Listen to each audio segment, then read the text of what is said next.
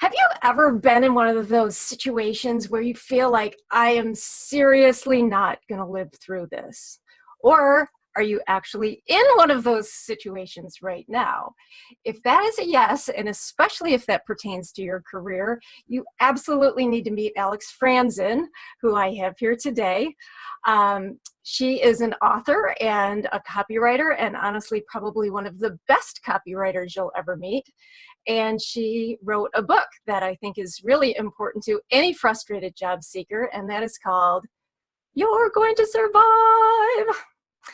So Alex, thank you so much for being here. I will point out to everyone that you are in beautiful Hawaii, so if we hear lovely tropical birds, that would not be me here in Portland, Oregon. Thank you so much for being on the show.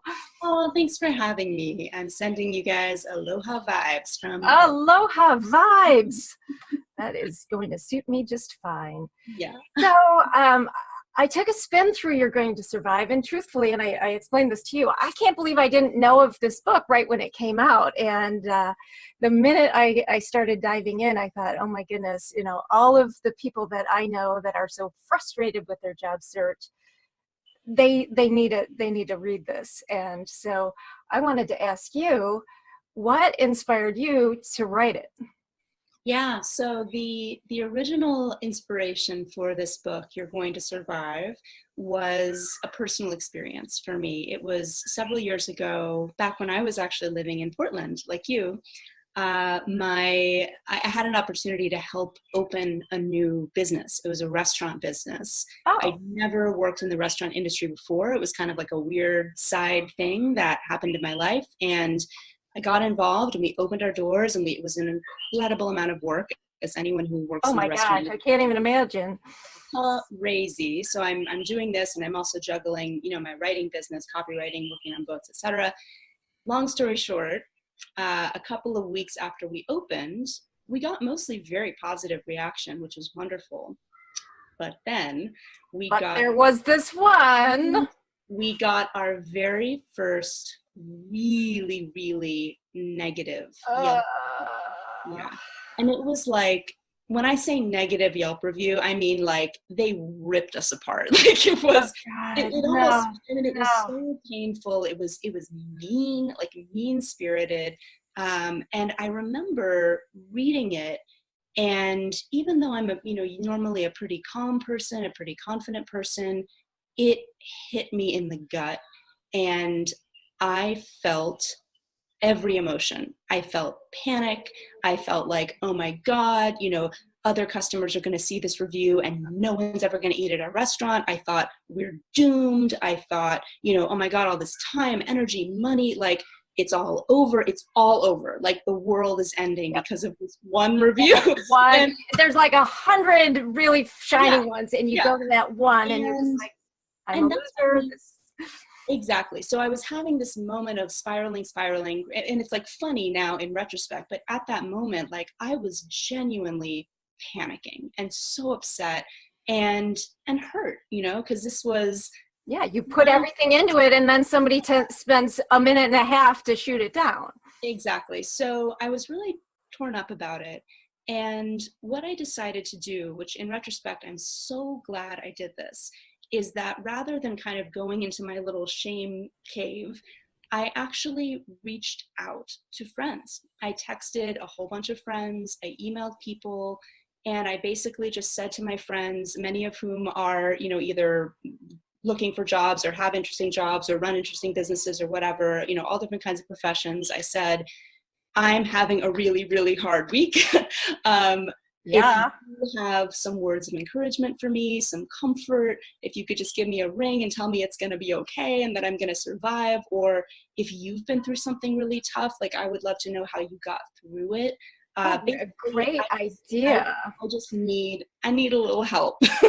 And some love. I need some love, yeah. And my friends and colleagues were just incredible. And I received like an avalanche of support. And as I was going through the text messages and the emails and everything, almost immediately I realized like, wow, everyone has a story. Everyone has their own version of the 1-star Yelp review. And it might be Yes. you got fired from your dream job, or it might be, you know, you auditioned and worked so hard to get into this one Broadway show and it seemed like you were going to get it, and at the very last minute they gave the job to someone else.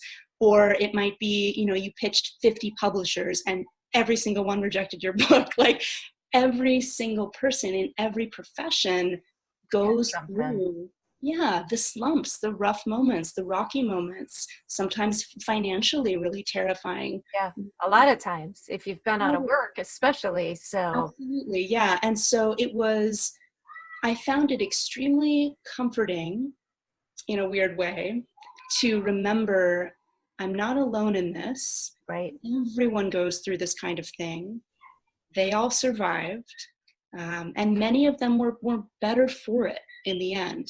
And so I realized, you know, I want to share this. So I compiled stories, and I also eventually, you know, made it a more formal process of interviewing people and collecting their stories and advice. Yeah. And I pulled it all together into this book that I called You're Going to Survive, which is the book for the person who's having the 1-star Yelp review or unemployment, you know. I love it. I just love it. Well, so you interviewed a lot of different types of people, it sounds like. Do you have any like all-time favorite stories of those that you showcase in the book? It's like I have to, like picking a favorite pet or kid. Right. Who's your favorite kid, Alex? I know, but I would say one story that especially stuck with me and that I think about a lot was when I interviewed this amazing guy named Robert, he's an actor, singer, dancer, choreographer, and he is a Broadway performer. He's actually been in like 7 Broadway shows to date, but he told me a story about earlier in his career when he was auditioning and trying to get hired, you know, his job interviews, so to speak. Right. And he got involved in this new project, and it was a new Broadway show, and it had an amazing director and an amazing team and all-star cast, and, you know, it was kind of in formation. It was getting ready to debut on Broadway, and there was buzz all around town, and, you know, everyone's saying like, this is the new hit show, this show's gonna blow up, this is like the show of the century, da da da da da.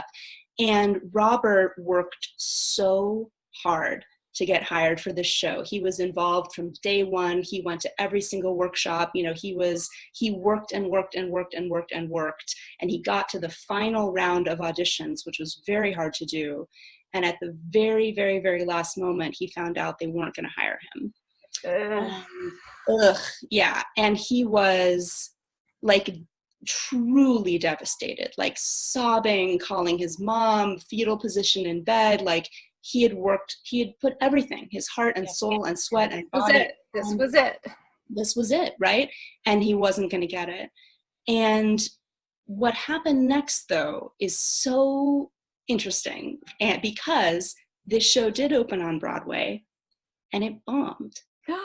Yeah, it got terrible reviews. It closed within a few months. They should have hired Robert. Well, but what's interesting is that in the interim, Robert got another job. In fact, an awesome job. And he ended up getting this fabulous job with, I think, Memphis the Musical or Motown the Musical. So he's off doing, you know, great stuff. This show that he wanted so badly to be in closes. It's already done. And he wouldn't have gotten the other job. Exactly. And he had this realization, oh my gosh, if I had gotten hired for that job that I thought I wanted so badly, I would be unemployed right now. Oh my goodness. How crazy is that? And yeah. There it is. There it is. And so for me, I think about that a lot, because when we are facing rejection or unemployment, or, you know, the client won't email you back when you sent your proposal or whatever it is, in that moment, of course, we feel financial insecurity, we feel scared, we feel rejected, we feel all these, you know, icky feelings. But it is kind of crazy when you look at like the full picture of life, how you don't know what's coming around the corner. And that amazing startup that you're hoping to get hired at might close 2 months from now. And 3 months from now, you might be so grateful that that opportunity didn't work out, because something so much better came along, or you were able to create something so much better. And so there were a couple stories like that throughout the book, and that sort of central message of like, yes, this sucks, and also you don't know what's right around the corner. So Right. just keep moving forward, I found to be a really, really, really powerful message. You know, these are all really good bits of information. And I think that one of the things I really like the most about this book is exactly that, where so many times people feel so alone in this, like I'm the only one going through this, or everybody around me has jobs and is doing well, and I'm a loser and I can't I can't provide for my family or whatever. But to see these stories and to understand that not only these people who have kind of trudged their way through, but maybe like in the case of Robert, gone on to something even better. I think that this is going to be a lot of value. But the thing I also really like about this book, Alex, is you don't just affirm through these stories that you're not alone, guys. You're actually sharing some actionable steps for people that are in this boat, or in a boat that's maybe not the same boat as those showcased.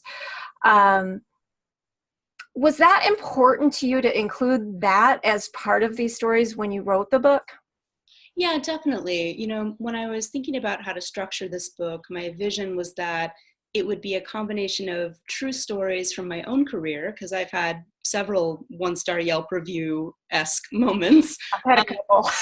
Yeah, and that I would also include a lot of stories from other people. And I really wanted a wide range of people. I wanted many different ages. I didn't want, just white women in their 30s, for example.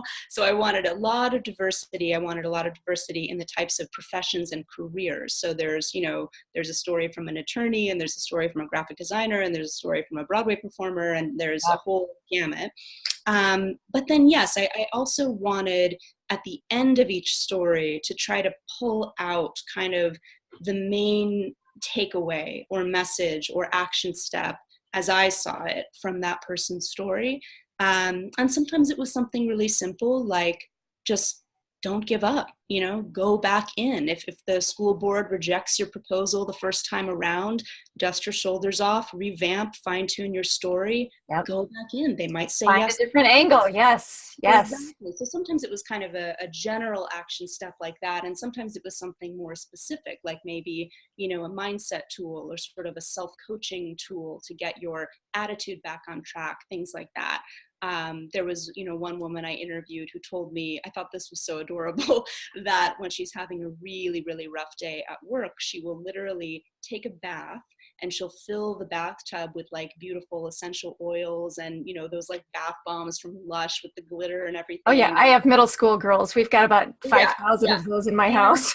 And she said, it's a simple thing, and it's kind of like a silly, girly thing, and not silly, but it's a little bit, it's like a self-care thing that for her, for whatever reason, it's like dipping into that bathtub. She just kind of can wash off the stress of the day, and she feels like she's soaking positivity and optimism literally like through her pores. And for her, that really works, and it really helps her to end the day feeling a little more hopeful about the future. So yeah, people shared all kinds of really interesting little tips and tricks and practices and things that they do to feel like they're going to survive and to get back on the horse after being knocked down.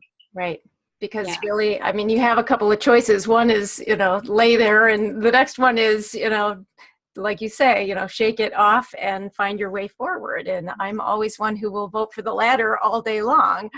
Yeah, and I think different things work for different people. Soaking in a glitter bubble bath might work for you, or it might not. So I think it's all about finding like what's the thing that works for you to get your mindset back on track. Like I mentioned a moment ago, for me, a big one is reaching out rather than isolating. It's what hard. A great idea that was. Look what it turned into. But it's difficult sometimes because you might feel like, well, I don't want to be a bother. I don't want to bring my friends down. I don't want to be a bummer. But I've also found that when when you're genuinely in a state of distress and you need some help emotionally, most of the time your friends, they're actually so happy that you reached out, and they're happy to have the opportunity to be a friend, you know, Yeah, like they feel honored that you've even like entrusted them with what you're feeling. exactly. Yeah. I So think what men particularly have a hard time with that, and I think it's just such a valuable tool or willingness that you had that. yeah. I was So, wondering if I may intrude, what are oh, some things that work please. for you when you're having a stressful or a crummy day at work or just feeling a little agitated? Like, what do you do to get back on track? Well, that's funny that you ask, because I used to always be a very, anti-yoga, just wasn't my thing, And I injured my hamstring water skiing a couple of years ago. And it was like I was fresh out of sports that I could do for a while. I had been a runner for a long time. Mhm. And so I kind of begrudgingly went to a hot yoga class with a friend, and I was like, whoa, hold the phone. This isn't at all what I thought it was going to be. So I've been going to yoga pretty regularly, for hot yoga, for a couple of years, which is Nice. always super great way to end the day when it's been just a super stressful day or week. Um, I also, it's funny that you said the bathtub thing. I used to, and I haven't done it in a while, I used to go under, like take a bath all the way up to my ears so that everything was tuned out, like I couldn't hear. And it's funny because you were here in Portland. I know at least here in Portland, we have those float tank Mhm. businesses now where you can go and have like complete sensory deprivation, which I have done, and they're amazing. Yeah. But who knew at the time I was doing like my own homespun version of, the sensory deprivation, just where everything gets still, you make everything get still for a while, and just sort of regroup a bit. It really helps. Yeah. Like a reset button for your Right. brain. Or, Mhm. let's be honest, a good old fashioned cocktail will do it every now and then too. Yeah. But I do look for the self-care ways as Yeah. well. In Portland, they have the fancy mixologist with like the herbs and the, Yes, homemade yes, we rice. do. It's basically a salad. It is. Yes, it's The basil, the lemongrass. health food, mood food. Well, listen, before we go, I know that a little bird, and not the ones outside your window right now, but has told me you've got another book coming out in just a few days, don't you? I do, Okay, yeah. tell me about that one. I'm really excited about it. It's very different than You're Going to Survive. You're Going to Survive is, of course, nonfiction. It's true stories. It's Right. career oriented. My next book is called So This Is the End, and it's a novel. It's fiction. And the central question of the book is, if you had just 24 hours to live, what would you want to do with your time? Yeah, it's a Oh my big goodness. question. So it's a story, it's a 24-hour, 24 chapter story about a woman who is faced with that question. And it follows each hour of her final day. And without giving away too much, I Don't will. give it away because I want to read it. Yeah, well, I'll give you a little teaser. She ends up meeting the love of her life on the very last day of her life. Oh no. And so you'll have to read and see what happens I'm next. gonna read and see. Well, that one, everybody, is called So This Is the End. And also a reminder, we've got You're Going to Survive, which you will. Um, If you like this video, please be sure and hit the like button. If you want to catch some of our up and coming videos, be sure and subscribe here. And you will also see links to both of Alex's books at the bottom of the screen. Thank you so much for coming on the show. And oh my goodness, enjoy your new digs in Hawaii. Thank you very much.